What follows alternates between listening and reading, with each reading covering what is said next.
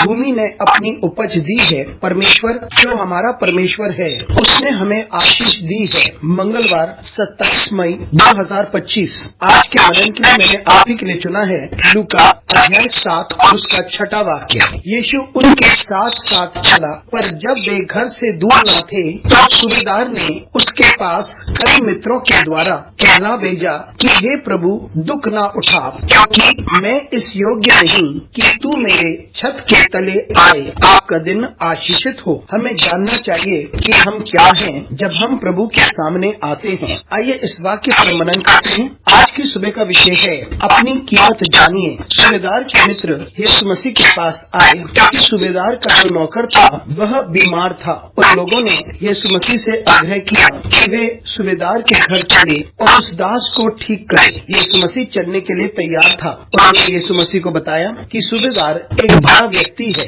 और उसने उनकी सहायता की थी, इसलिए वे चाहते थे कि यीशु मसीह उनके संग चले और उसके दास को ठीक करे। लेकिन जब सूबेदार को पता चला कि यीशु मसीह उसके घर आ रहे हैं तो उसने संदेश भेजा कि वह इस योग्य नहीं कि यीशु मसीह उसके घर आए। मित्रों, हम सभी को ये याद रखना होगा कि हम में से कोई भी इस योग्य नहीं कि यीशु मसीह हमारे घर आए या हमारी जिंदगी में प्रवेश करे। हमें इस बात को याद रखना चाहिए कि हम कितने पापी हैं, कितने अयोग्य हैं और कितनी बुराइयां हम में हैं। और हम इस बात को भी याद रखें कि यीशु मसीह कितना पवित्र है, कितना भला है। और जिस क्षण हम इस बात को समझ लेते हैं कि हम पापी हैं और अयोग्य हैं, और जिस क्षण हम अपने प्रभु को ये बात बताते हैं तो हमारा प्रभु को पता चलता है कि हम क्या हैं। हम सभी के लिए महत्वपूर्ण है कि हम जाने कि हमारी कीमत क्या है। हम में से बहुत से हैं जो परमेश्वर की भलाई का फायदा उठाते हैं, परमेश्वर की वफादारी का भी हम फायदा उठाते हैं। हम में से बहुत सौ को लगता है कि यीशु मसीह तो